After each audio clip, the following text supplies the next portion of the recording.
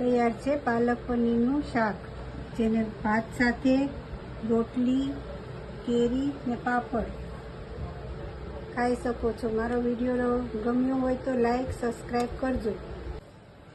આજે બનાવવાના છે પાલક પનીર. એના માટે પનીર લીધું છે અને મોટા મોટા પીસ કર્યા છે. પાલકને ધોઈને સાફ કરીને રાખી છે. ટમેટા, કાંદા અને બટેટા.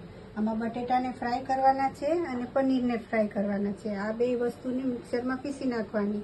પાલકને ઉબાલીને પીસી નાખવાની. આ પનીરના પીસીસને ફ્રાય કરી લેવાના. એવી જ રીતના બટેટાને પણ ફ્રાય કરીને રાખ્યા છે અને આ પાલકને બાફીને રાખી છે. ઠંડી થાય એટલે મિક્સરમાં પીસી લેવાનું. તેલમાં હવે થોડું જીરું, હિંગ,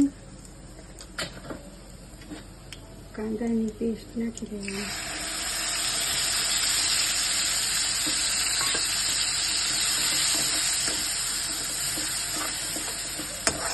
કાંદાની પેસ્ટ થોડી બ્રાઉન થઈ જાય પછી ટમેટાની ગ્રેવી નાખવાની અને આ પાલક પીસેલી નાખવાની. જો આ કાંદા એકદમ ચડી ગયા છે. હવે એમાં ટમેટાની પેસ્ટ નાખવાની.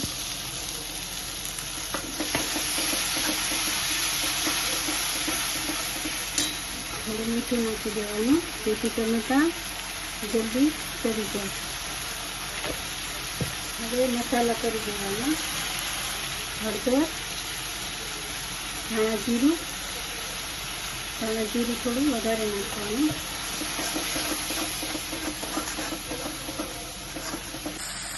હવે મરચું નાખી દેવાનું.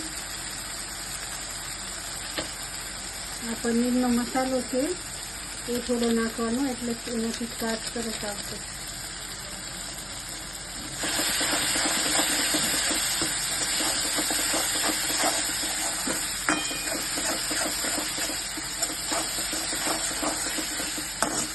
હવે એમાં પાલકની ગ્રેવી નાખી દેવાની.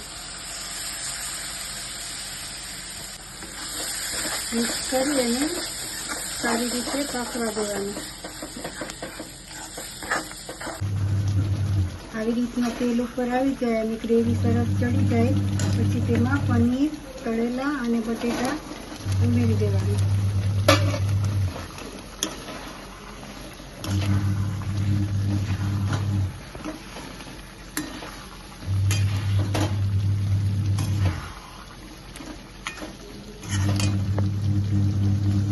અને જોતા પૂરતું પાણી ઉમેરી